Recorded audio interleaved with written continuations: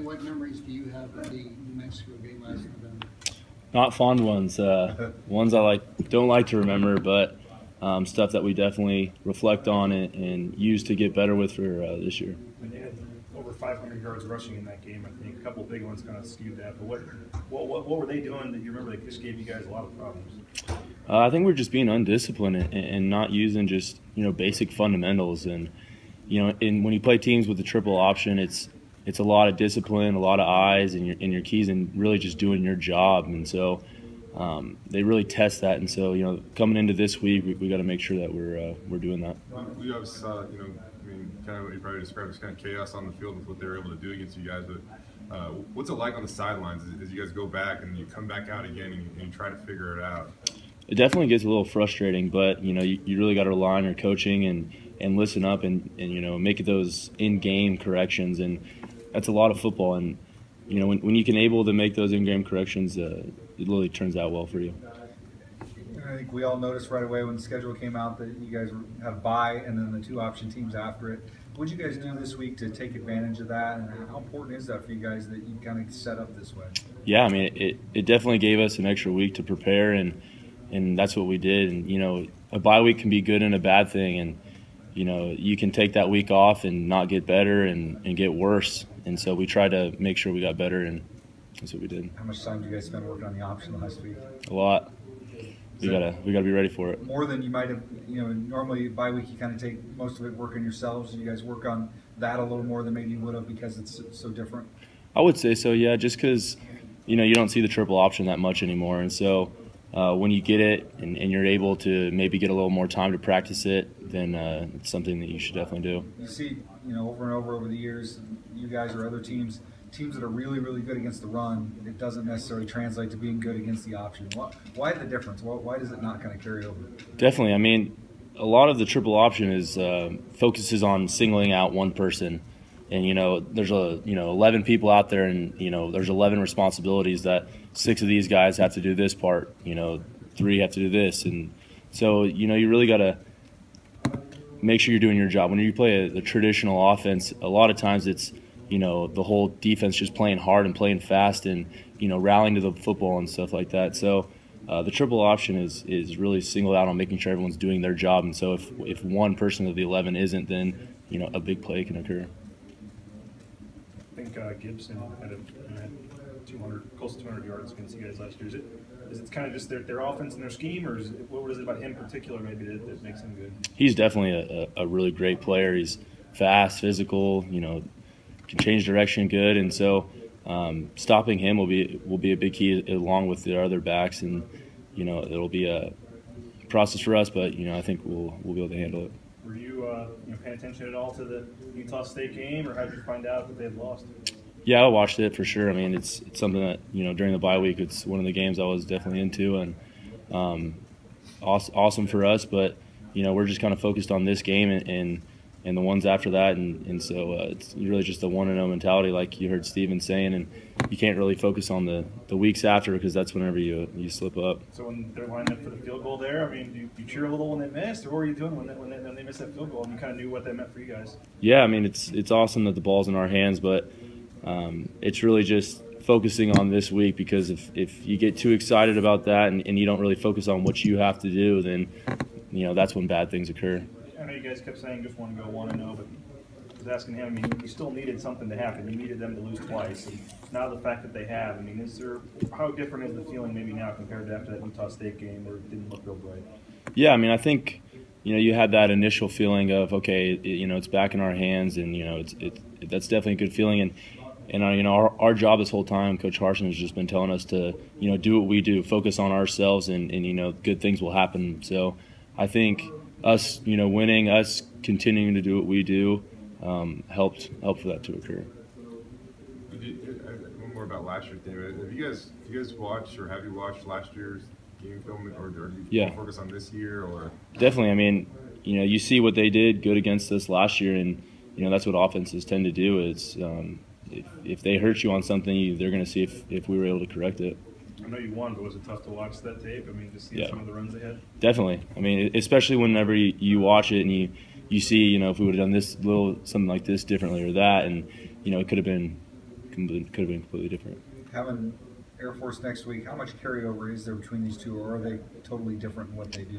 They're pretty different in their sense of the triple option, but the whole mindset about the triple option is the same, which is good. So, your keys and your eyes may be different, but the discipline aspects of it are carryover, definitely. What is this offense like as a linebacker? I mean, I know everybody talks about cut blocks and things, but what are the biggest tests for a linebacker facing this kind of offense?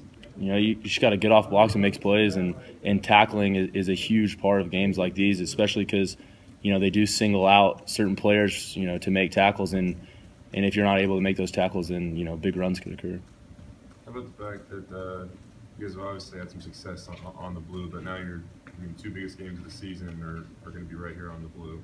Seems like obviously it's good to have the home field advantage. Yeah, it's awesome. I mean, playing on the blue anytime is incredibly fun, and with this scenario happening, I think it's even better. And having Bronco Nation out there for the support will be awesome. Coaches often talk about eyes when defending the triple option. Talk about eyes and how important that is, and what you focus on with your eyes. Yeah, I mean, eyes are a very important part about football, and a lot of people don't realize that. A lot of people think about speed and quickness, which are also huge parts, but your eyes are give you your keys and enable you to react. And if a 4-6 player has bad eyes, then he could play like a 5-flat player. So especially in games like this, when your keys are based on your eyes, and if you lose your guy, then they can end up with a touchdown. So your eyes are incredibly important in disciplined games like these. How much, it seems so simple, but there is so much window dressing that those offenses have. How hard is it to keep your focus on what you're supposed to be focused on? Yeah, I mean, the smoke and mirrors is what the triple option is, and it's basically getting one guy to not do his job, and that's the tough part is can you be disciplined for 80 plays or however many plays they have a game, because if one play you decide to not do your job, then it's a touchdown. As a player, are you excited? Considering what happened last year, are you excited for the next opportunity to try to do better, I guess? Yeah, definitely. I mean, anytime you mess up or don't perform well, you always want to show the world and show Bronco Nation that we're capable and fully able of stopping their offense and doing well. So I think we've got a little chip like we do every week of getting better. You've been playing musical quarterbacks back there. Obviously, one's more of a runner, one's more of a passer. How much does it change what you expect when the different guys are in the game? Yeah, I mean, they definitely have the dual switch, but I don't think you can really take too much of that, just because with the triple option, anything can come at any time. So no matter who's back there, I think we've got to make sure we're just seeing our keys and doing our responsibilities. They use a lot of different running backs. Is there something that makes them each different from another, or are they fairly similar? I mean, everyone has their different characteristics about themselves for sure, but the whole scheme of the triple option has its way. So I think we just got to make sure we focus on that aspect of it, maybe a little bit more than other games you would maybe see players' tendencies. One more back to watching that game on Saturday. What was that like? Because you're playing New Mexico next, you're watching them, but you're almost rooting for them to win, kind of. Yeah. What was that kind of like, just watching that game? Yeah, I mean, you watch it, and I mean, definitely as a player, you don't really watch the game. You watch, like you kind of see the alignment, and you do, your actual, how you play a game, and so, you kind of root for Utah State because you want the offense, but then again you're like, okay, well, we need New Mexico to win. So just like you're saying, it's a little mind confusing, who you're rooting for and whatnot. But once that game hit 0, it's all back to beating New Mexico. You said that you obviously maybe had some extra time this last week to prepare for the triple option, but what did you guys do physically? And how nice was it to rest the bodies? And you guys were down 4 starters on defense, so how nice was that time off, and how'd you take advantage of it? Yeah, I mean, for those guys that were out, it was awesome for us. We're going to get some guys back, which is really good for us. But yeah, we definitely had a little bit of time off, but at the same time, we grinded throughout the week just like it was a normal game day. So like I said, I mean, if you go through a bye week and, you know, you just kind of take it off mentally and physically, then, you know, you'll come back a week later and you'll be worse off than you were, say, you know, you practiced. And so the days that we were out there, we made sure that we got better. One of the most difficult things about the triple option is the pass. And Utah State got nailed by an 86-yarder by New Mexico. How do you keep from biting so much on the triple option that you don't get gashed by a long pass?